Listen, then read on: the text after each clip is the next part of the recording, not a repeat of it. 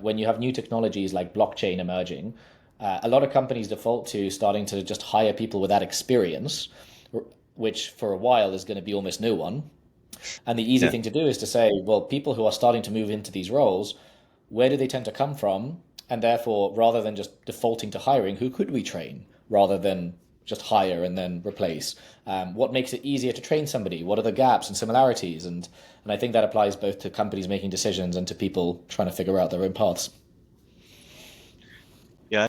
For the internal, population, and not necessarily like working full time, but the people who are already actively, participating in your projects, whatever the sort of legal, relationship is, I feel like it's a big miss if you haven't taken the time to figure out what people are capable of. And obviously, technology has advanced in some of these more modern talent marketplaces and other things that people are still trying to get their arms around, right? Skills-based organization. What does this mean for us? How do we Yeah.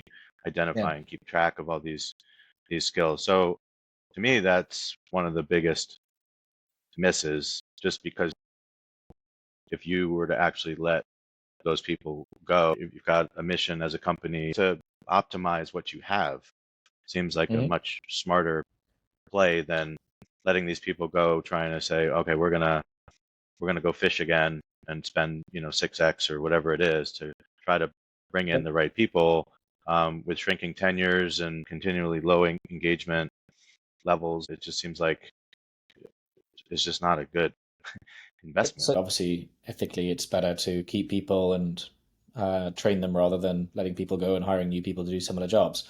But from a company outcomes perspectives, financially, it is typically, and I think the averages vary depending on the types of role, but it's typically at least twice as fast to redeploy and train versus hire and onboard, and sometimes even faster than that. I mean, if you look at even just the hiring for potential without the consideration of whether you've let anybody go, for a lot of the newer roles that have emerged in the last couple of years, where there aren't that many people with experience, whether it's in AI or in whatever it might be, number of people that are available for you to hire if you didn't have all of the requirements, LinkedIn estimated increases more than tenfold in terms of talent pools. But the impact it has on the business is usually it is more than twice as fast to hire and train for somebody who hasn't had every skill set or every experience, than it is to hire for somebody who meets all of the experience requirements. So it isn't just in the case of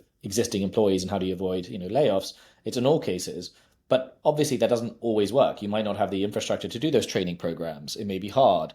And so it can be simple on paper, more nuanced in practice. And so, as an organization, you have to make responsible decisions of where do you have capacity to train people and so forth. But could we actually train people? Who could we train? Are there ways of identifying who has potential? And so the friction often just that's stopping companies isn't the ability or the budget to train, but not knowing which populations to hire or address internally or externally.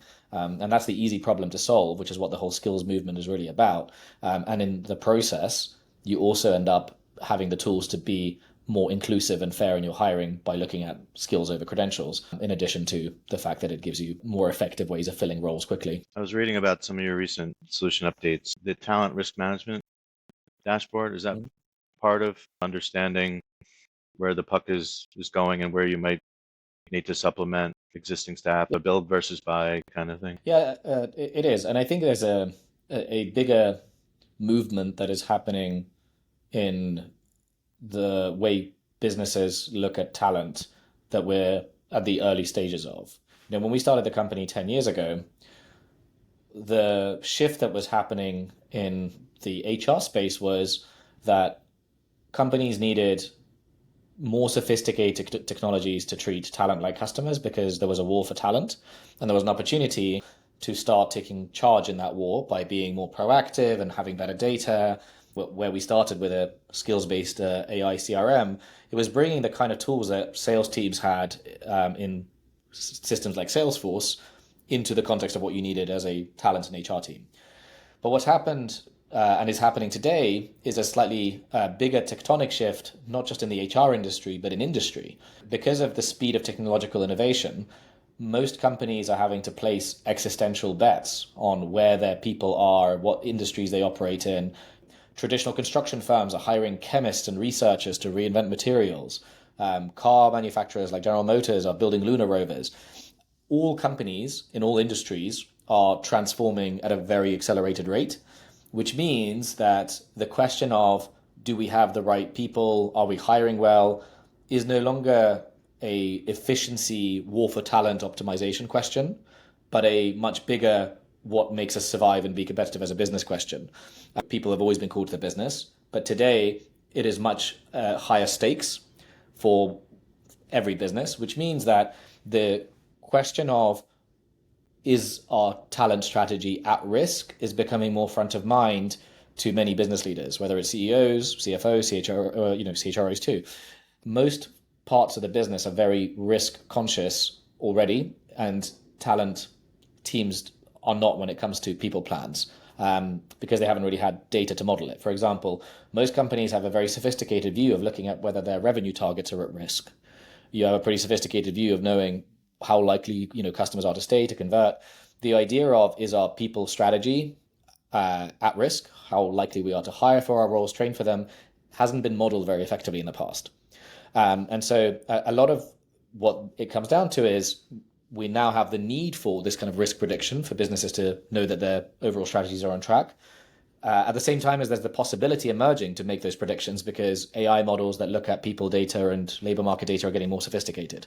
And so you have this opportunity now to help businesses consider their scenario planning for, do we place these business bets? Do we go into these markets with a lot more informed information about whether the people strategy that supports that is realistic?